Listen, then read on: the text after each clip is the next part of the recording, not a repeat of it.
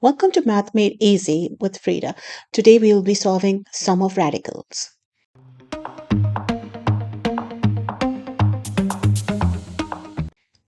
We have root 50 plus root 8 is equal to what? And we have four possible answers.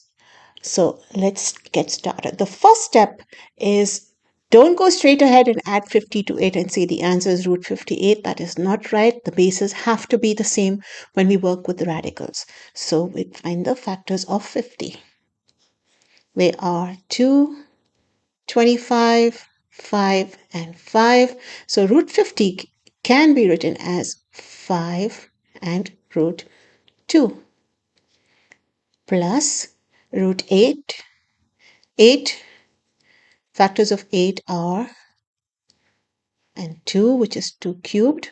So 8 is actually equal to 2 and root 2. And now since we have the same base root 2 and root 2, we can add these two and we get 7 root 2 as our answer. And we find C here is the right choice, 7 root 2. If you enjoyed this video, please give me a thumbs up. And if you want to practice every day, please subscribe to my channel as I post every day. Till next time, have a nice day.